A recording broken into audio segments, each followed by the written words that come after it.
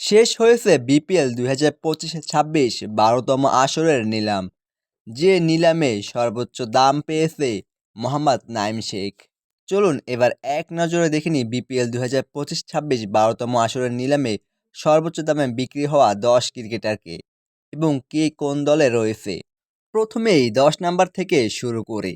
১০ number রয়েছেন সৈয়দ খালেদ আহমেদ, যাকে ৪৭ লাখ টাকায় সিলেট টাইটান্স দলে ভিড়িয়েছে। ৯ নাম্বার রয়েছেন হাবিবুর রহমান সোহান, যিনি কিনা ইতিমধ্যেই তার সামর্থ্য প্রমাণ দিয়েছেন রাইজিং স্টার এশিয়া কাপে, যেখানে তিনি একটি সেঞ্চুরি এবং ২টি হাফ সেঞ্চুরি করেছিলেন। সেই হাবিবুর রহমান সোহানকে ৫০ লক্ষ টাকায় দলে ভিড়িয়েছে বিপিএলের এবারের আসরের নতুন দল নোয়াখালী এক্সপ্রেস।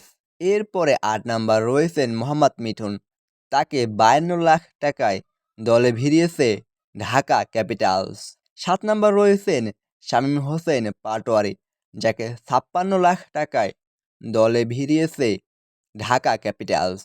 ৬ নাম্বার রয়েছেন বাংলাদেশের নতুন স্পিড স্টার নাহিদ রানা, যাকেও ৫৬ লাখ টাকায় দলে ভিড়িয়েছে রংপুর রাইডার্স। ৫ নাম্বার রয়েছেন তানজিম হাসান সাকিব, যাকে ৬৮ লাখ টাকায় রাজশাহী ওয়ারিয়র্স দলে ভিড়িয়েছে। ৪ নাম্বার রয়েছেন মোহাম্মদ সাইফুদ্দিন, তাকেও ৬৮ লাখ টাকায় দলে ভিড়িয়েছে ঢাকা ক্যাপিটালস।